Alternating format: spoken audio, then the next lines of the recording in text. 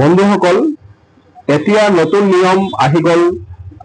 51 চনৰ পিছত যোনে যোনে এই অসমখনত আহিছে তেখেতসকলে আৰু মাটি কিনা বেচা কৰিব নোৱাৰে।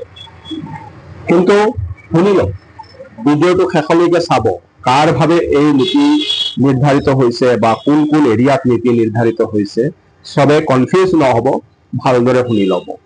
সেই নীতি নিয়মটো অসম চৰকাৰে আছুৰ লগত আলোচনা কৰি আইনটো বলবৎ কৰিব গৈ আছে। অতি শীঘ্ৰেই আমাৰ অসমত সেই আইনখন বলবৎ হ'ব যে 51 চনৰ পিছত অহা মানুহে অসমৰ জদে মদে য'তে ত'তে মাটি আৰু কিনা বেচা কৰিব নোৱাৰে।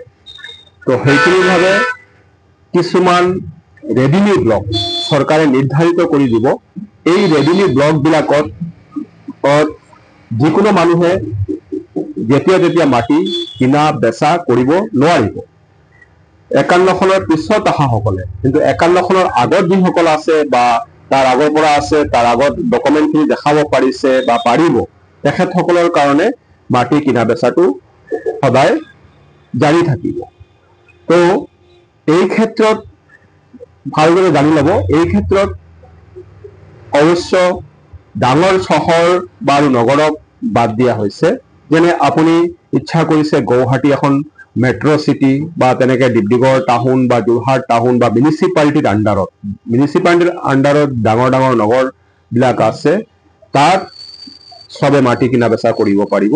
সেই ক্ষেত্ৰত নাই। সবে মানে সেনেকুৱা নহয় যে আপুনি আজি বিদেশৰ পৰা আহিছে কালি আহি মাটি, এনেকুৱা নহয়। দেশৰ নাগৰিক হ'ব লাগিব, যিখিনি আগৰ নিয়ম বলবৎ আছে সেইখিনিতো থাকিবই। কিন্তু সেই ৰেভিনিউ ইয়াৰ বাহিৰে আপুনি গ্ৰাম অঞ্চলত যোনটো মিউনিচিপালিটি আণ্ডাৰত নপৰে, গাঁও অঞ্চলত বা গ্ৰাম অঞ্চলত পঞ্চায়তৰ আণ্ডাৰত যিকোনো মানুহে য'তে ত'তে মাটি কিনিব নোৱাৰিব 51 চনৰ পিছত অহা মানুহসকলে। কিন্তু সেইখিনিৰ কাৰণে চৰকাৰে কিছুমান নিৰ্ধাৰিত ব্লক, ৰেভিনিউ ব্লক কৰি দিব।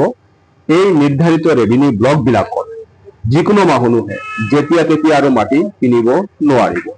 আৰু সেইখিনি ক্ষেত্ৰত অনুসূচিত জনজাতি আৰু 6 জনগোষ্ঠী তেখেতসকলৰ কাৰণে অৱশ্য চৰকাৰে ৰেহাই দিছে।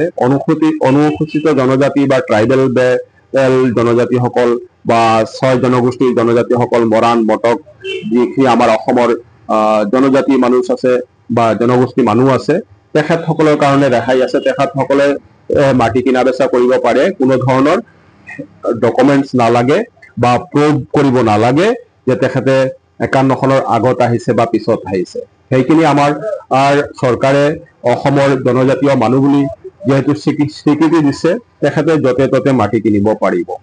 কিন্তু ইয়াৰ বাহিৰে যিখিনি মানুহ 51 চনৰ পিছত আহিছে, কোনোবা ধৰক 51 চনৰ পৰা 71 চনৰ ভিতৰত আহিছে, হয়তো NRCৰ কাগজ আছে বা কিবা আছে, কিন্তু সেই চিলেক্টেড ৰেভিনিউ ব্লকবিলাকৰ ভিতৰত কোনো ধৰণৰ মাটি কোনেও কিনিব নোৱাৰিব, বেচিব নোৱাৰিব।